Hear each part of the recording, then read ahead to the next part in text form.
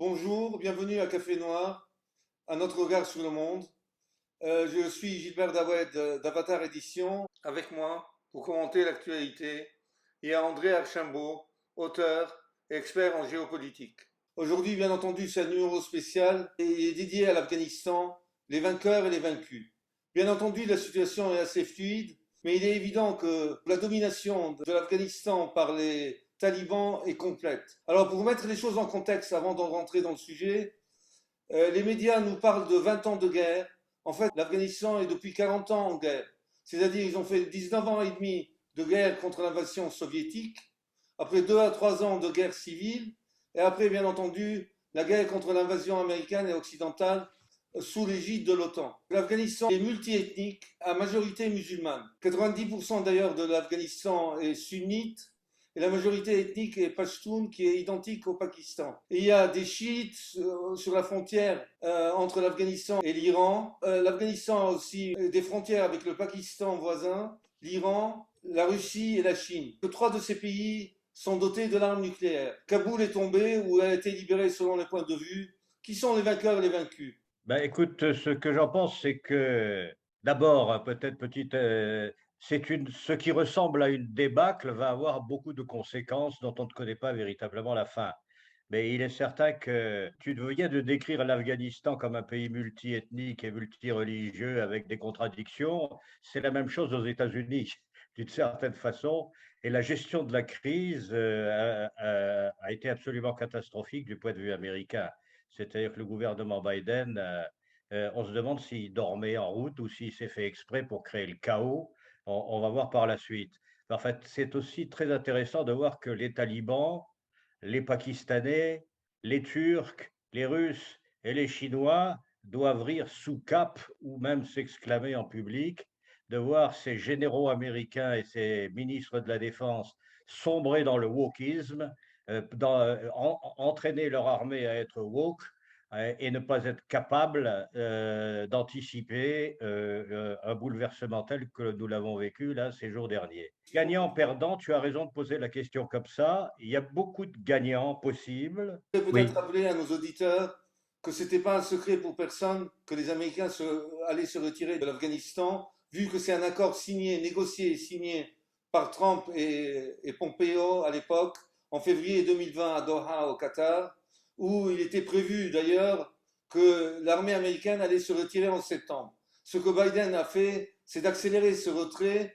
Et en fait, pour te confirmer le wokisme dont tu as mentionné, c'est qu'en plein retrait de l'armée américaine, l'ambassade américaine de Kaboul, en juin, faisait des tweets qui sont toujours disponibles sur Twitter sur le Gay Pride et l'importance du mois de juin, et ceci en Afghanistan.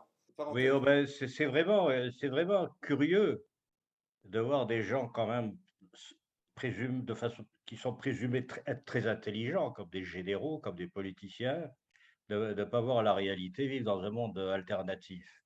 Il semblerait qu'il n'ait pas compris que 80% de la population mondiale n'a rien à entendre des valeurs occidentales telles qu'on les vit aujourd'hui dans les pays de l'Ouest, qu'ils ont leur propre tradition, leur propre façon de voir, leur propre conception du monde, leur propre conception de la société, leur propre conception de l'histoire.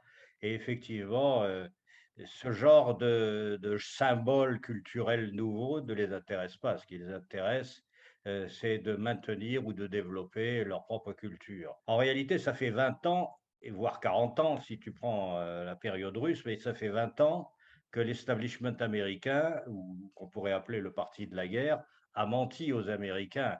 Tout le monde savait que l'armée afghane n'était pas fiable, et les communiqués internes le montraient bien, mais ça fait rien, on racontait aux Américains que ça se passerait bien.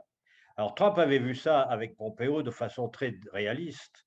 Eux, ils avaient prévu d'abord, comme tu dis, en septembre, c'est-à-dire juste avant l'hiver, un départ pour justement éviter qu'il y ait des mouvements de troupes après le départ ou dans la neige et dans le froid. Et ils avaient surtout prévu ça de façon graduelle. Et leur accord avec les talibans, c'était d'un côté la carotte, de l'autre côté le marteau. Et tout dépend des personnalités. Quand tu vois Pompeo et quand tu vois Trump te dire que si tu te tiens pas à carreau, il va t'arriver des choses bizarres, évidemment, on écoute. Ça c'est clair. Alors que quand on voit du wokisme, on n'écoute pas. Alors effectivement, le retrait de Biden est un retrait qui a été catastrophique parce que Biden a cru à sa propre propagande, ou les militaires eux-mêmes ont cru à leur propre propagande. C'est une version des choses. Mais ce qui me préoccupe, moi personnellement, c'est de savoir si les woke vont prendre le pouvoir aux États-Unis une bonne fois pour toutes, parce que quand on voit où on en est, l'Afghanistan, tout le monde rebondit dessus. Maintenant qu'ils ont Là, en ce agrafé moment, d'ailleurs Cuomo du Parti démocratique. voilà. Alors, Quand tous les même. woke rebondissent là-dessus pour lancer comment dirais-je, une campagne massive maintenant d'immigration afghane. Parce qu'il y a quand même cette population qui est sous la tutelle des sauvages talibans. Et donc, il faut ouvrir nos portes pour pouvoir accepter ces pauvres Afghans, dont on ne sait pas combien sont morts pendant l'occupation américaine des 20 dernières années, d'ailleurs du fait de la guerre. Donc là, il y a toute cette stratégie qui est en train de se mettre en place. Et il y a même des arguments qui sont utilisés après les premiers arguments à la va-vite de Biden disant ah, c'est pas ma faute, c'est la faute de Trump, il avait signé des accords, moi je n'ai fait que les appliquer, puis maintenant s'il y a la pagaille, c'est de la faute de Trump, parce que ça a été amplement répété. Mais c'est surtout que il ne faut pas oublier qu'en ce moment aux États-Unis, on est toujours dans la continuation du coup d'État larvé contre Trump qui avait commencé en 2017. Alors c'est bien joué, parce que c'est un scénario à la hollywoodienne. Je ne sais pas si tu avais vu des hommes d'importance avec De Niro il y a 20 ans ou 30 ans qui s'appelait, comment dirais-je, Wag the Dog. C'est-à-dire Oui. que au lieu que ce soit le chien qui remue la queue, c'est la queue qui remue le chien, c'est l'inverse, où ils avaient décrit dans le film comment on créait des narrations, des fausses guerres, etc., à des fins politiques. Donc là, on est en plein dans ce genre de système d'hallucination hollywoodienne dans l'affaire Trump, en oubliant toute objectivité de savoir ce qu'il a fait de mal ou de bien. Une autre façon de voir les choses, et qui est quand même vraiment à observer avec attention, c'est que là encore, toujours dans cette optique de faire du mal à Trump, les néoconservateurs remontent en force, parce que les néoconservateurs sont en compétition avec Trump lui-même au sein du Parti républicain pour gagner l'élection législative de l'année prochaine. Et quand je dis législative, ce n'est pas seulement au Congrès, mais il y a des élections législatives dans les États, il y a même des élections partielles d'élections de gouverneurs. Donc, le midterm election, comme on dit aux États-Unis, c'est-à-dire 2 ans après l'élection présidentielle, c'est fondamental, ça change beaucoup de choses. Il nous faut gagner les élections législatives avec des primaires que nous allons organiser pour placer nos candidats à nous. Et on va ensuite s'occuper une bonne fois pour toutes de la guerre contre la terreur. Et by the way, c'est plus en Afghanistan que ça se passe, mais ça se passe au Moyen-Orient. Donc un conflit en Asie centrale va devenir un conflit moyen-oriental, comme ce fut le cas après le 11 septembre, où c'est part d'Afghanistan et on attaque l'Irak. Là, la cible, bien entendu, ça va être l'Iran à nouveau. Fin des accords sur le nucléaire avec l'Iran, au mieux, et au pire, sabotage de l'économie iranienne encore plus, Et incitation à la surtout, révolution des populations locales. Donc ça, le chaos moyen-oriental va se développer à la suite du chaos apparent de l'Afghanistan. Les démocrates, en ce moment, bénéficient beaucoup de l'aide des néoconservateurs. Ils viennent de signer, soi-disant, un deal d'infrastructure qui n'est pas encore voté partout au Congrès, mais ça a été avec l'appui de tous les néoconservateurs républicains pour pouvoir mettre l'étiquette bipartisan. Et puis surtout, ce deal, soi-disant, d'infrastructure, c'est 25% des 3 milliards, des 3 000 milliards de dollars qui sont essentiellement liés aux infrastructures. Le reste, c'est du wokisme et c'est du financement des États démocrates qui ont mal géré la Covid et qui sont en crise économique grave.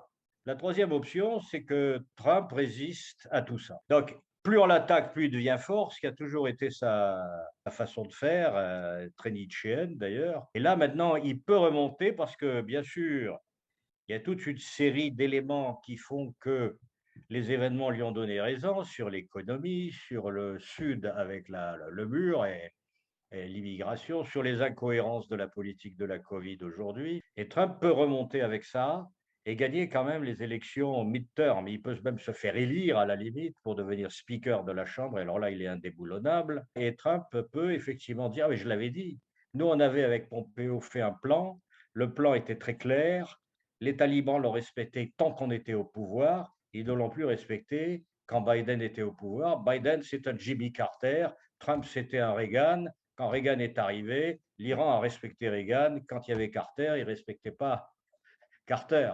Trump a exigé les démissions de Biden pour la gestion Oui. de la crise afghane.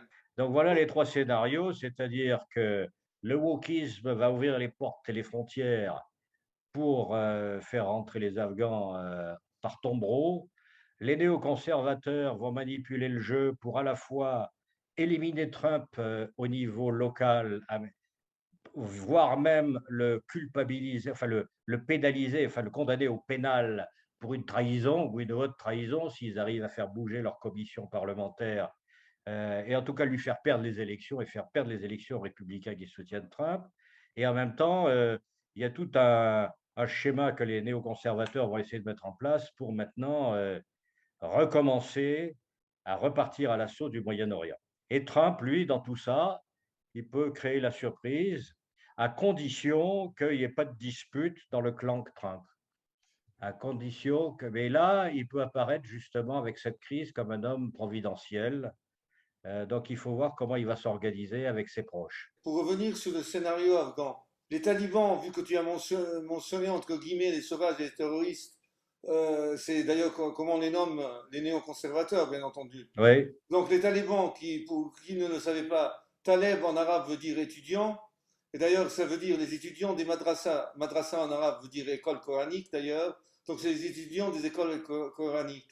C'est un mouvement qui a toujours eu des contacts avec les Américains et l'État profond depuis leur lutte contre l'Union soviétique. D'ailleurs, le fondateur du mouvement taliban, le Mollah Omar, qui est décédé maintenant, d'ailleurs de vieil âge, avait perdu un œil en combattant les soviétiques. Mais pour l'instant, bien entendu, c'est eux les grands vainqueurs, vu qu'ils ont libéré toutes les provinces de l'Afghanistan, même le nord, où qu'ils n'avaient jamais conquis avant. Et d'ailleurs, je pense qu'ils, pour l'instant, ils sont en train de faire un sans faute en montrant une maturité politique et une modération militaire assez impressionnante. Ils auraient pu, par exemple, attaquer l'aéroport ou essayer de contrôler l'aéroport, parce que les ambassades ne peuvent pas se déplacer comme elles veulent dans un pays souverain. Or, ils ne l'ont pas fait. Ils ont permis aux Occidentaux d'occuper l'aéroport et ils leur ont permis de quitter tranquillement l'Afghanistan, tout au moins pour l'instant. alors, juste petit mot sur les talibans, c'est un peu ironique, c'est que à force du nation building avec 20 ans de guerre, finalement, les Américains ont réussi leur nation building, mais contre eux, puisque les talibans ont gagné en maturité, comme tu le disais à l'instant, ont été très prudents, et finalement, ce pays qui est quand même qui était divisé en tribus a quand même réussi à se créer une vision nationale. Alors, tu me diras très lié à l'appui d'autres nations. Alors, qui sont les autres nations? Tu as touché deux mots. Il y a quand même les Pashtuns qui sont là un petit peu pour veiller au grain d'un point de vue pakistanais. Donc ça, c'est comme le Pakistan a toujours téléguidé l'Afghanistan, qu'on le veuille ou non. Les services secrets pakistanais ont toujours été en appui des talibans depuis toujours. Mais il y a d'autres pays, parce que comme évidemment l'Afghanistan est stratégique. Il se trouve au carrefour nord-sud des pipelines pétroliers et est-ouest des routes de la soie. Alors effectivement, d'abord c'est un très grand pays, hein, l'Afghanistan en surface, ça paraît pas comme ça. Et il y a effectivement, il est très varié et il y a des ressources de toute nature. Et là, qui va faire main basse là-dessus? Il y a deux pays qui se positionnent pour ça. C'est la Chine, qui est déjà en train de bâtir sa stratégie, justement, route de la soie avec eux, et la Russie.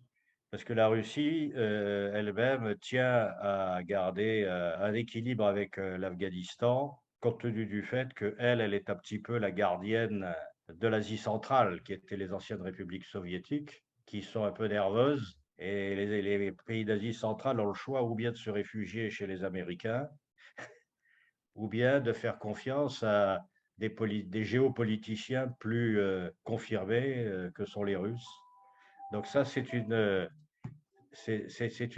aussi des gagnants possibles. La Turquie a joué ses cartes aussi de façon très, très intelligente. Tu parlais d'aéroport, mais les Turcs s'étaient proposés, et je crois l'ont fait, comme volontaires de la sécurité de l'aéroport. Donc les Turcs veulent se donner une image de marque et aussi de gens d'ordre et non pas de pagaille. Et ils savent très bien que c'est sur le chemin aussi de leur stratégie pantouranienne que de passer par l'Afghanistan pour rejoindre l'Asie centrale. Donc, les Turcs sont très intéressés, ils vont y gagner. Je dirais vraiment, tout le monde y gagne pratiquement. Même l'Iran, vu que l'Iran chiite, qui n'est pas Oui, nécessairement allié avec les talibans sunnites oui, extrémistes, mais cela dit, ils se débarrassent de la présence militaire américaine sur leurs frontières. Ils ont un tampon qui sont les Afghans chiites qui peuvent les protéger des talibans. Bien entendu, le oui. grand perdant de toute cette histoire, c'est l'Europe. L'Europe qui d'ailleurs menace d'isoler les talibans et l'Afghanistan. Or, les talibans ne demandent rien d'autre que de vivre en isolement. Ce qui fait pas rire pour les Européens ou les Américains en réalité, c'est que maintenant, c'est une zone de conflit explosif, cette zone, mais les acteurs qui vont la régler sont des acteurs eurasiatiques, ou en tout cas asiatiques, avec la Russie eurasiatique. Mais c'est pas l'Europe qui, avec son wokisme institutionnel, va pouvoir comprendre la psychologie de tout ce beau monde. Et c'est pas les États-Unis qui sont en train de se dépatouiller pour savoir s'ils vont sortir Trump du jeu, s'ils vont être capables de retransformer les États-Unis en gendarmes de la planète, ou s'ils vont se présenter comme la République universelle qui accepte tous les malheureux de l'humanité. Donc ils en sont un peu à ces choix.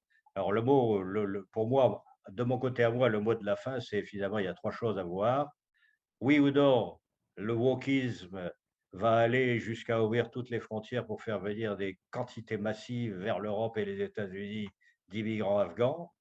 Oui ou non, les néoconservateurs vont-ils réussir à faire ricocher de l'Afghanistan vers le Moyen-Orient pour recréer des conflits majeurs avec l'aide de généraux pantins de l'establishment du complexe militaro-industriel?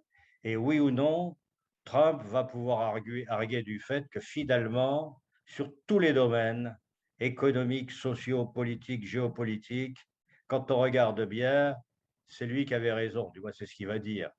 Donc on est un peu dans ces trois choix, sachant que les grands perdants, tu l'as dit, sont essentiellement les Européens. Et sur ce, je pense qu'on peut conclure cette émission spéciale. Je te remercie, je remercie nos auditeurs. Abonnez-vous, c'est très important de vous abonner. Donc, si vous nous regardez sur YouTube, abonnez-vous. Si vous nous regardez sur Dailymotion, cliquez sur Follow Us, c'est-à-dire suivez-nous. Et à bientôt. Merci. Au revoir. Au revoir.